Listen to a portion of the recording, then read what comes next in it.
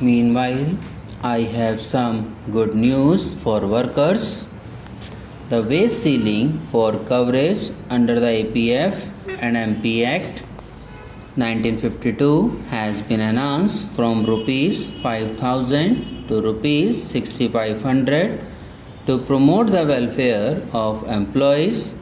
I propose to enhance the ceiling for government contribution of 1.16% of monthly wage of employees to the pension fund from rupees 5,000 to rupees 6,000 per month. The extra expenditure on this account is estimated to be rupees 77 crore per annum, whereas the organized sector is at present covered by various pension, provident fund and gratuity schemes. The unorganized sector does not have adequate social security coverage.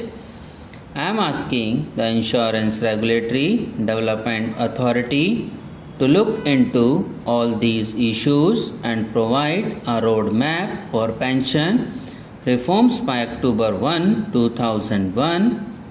Journalists have to increasingly take greater risk in covering terrorist and other violence-prone incidents as an acknowledgement of their services and sacrifices, and with the expectation of a better treatment at their hands. I propose to set up a journalist welfare fund with a contribution of rupees 1 crore under the grants of Ministry of I&B.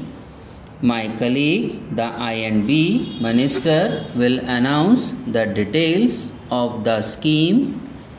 Our entertainment industry, particularly the film industry, not only provides the much needed fantasy to millions of our people who live in an otherwise harsh and cruel world, it has also emerged as an important segment of our economy and holds great promise for the future.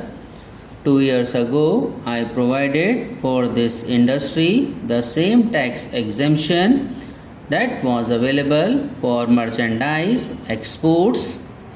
A few months ago, the government issued a notification under the IDBI Act whereby entertainment industry, including films, has been declared as an industrial concern. Banks are in the process of finalizing guidelines for financing such projects that are bankable. I hope that the film industry will take full advantage of these measures to bring about a greater degree of professionalism and transparency in these operations and will not do things chupke and certainly not chori. As I have already stated, the most serious problems is the poor state of the fiscal health of both the central and state governments. The combined fiscal deficit of the two together is around 10%. As promised in my earlier budget speeches, I appointed the Expenditure Reforms Responsibility Bill in this House in the last session. The bill seeks to reduce the fiscal deficit to 2% and completely eliminate the revenue deficit over the next 5 years. A number of initiatives have already been taken to contain, in particular, the growth of non-plan expenditure. I have not allowed any increase in non-plan expenditure this year.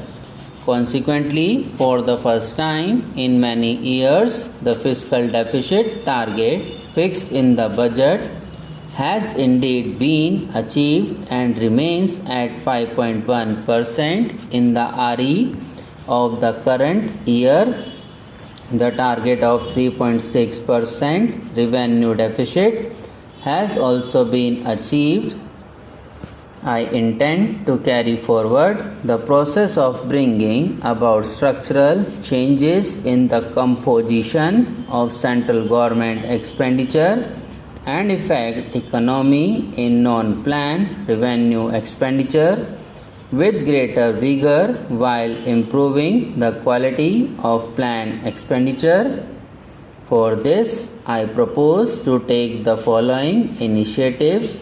User charges for services provided by government and its agencies will be revised, keeping in view the increased cost of these services. A portion of this increase will be provided to enhance the maintenance and quality of these services. Similarly, postal rates will be revised moderately to contain the rising postal deficit. All requirements of recruitment will be scrutinized to ensure that fresh recruitment is limited to 1% of total civilian staff strength, as about 3% of staff retire every year.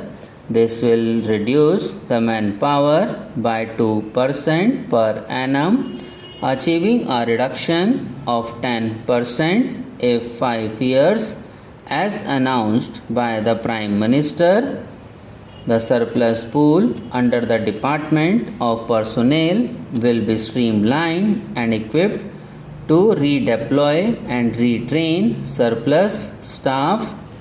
Employees in the surplus pool will also be offered an attractive VRS package.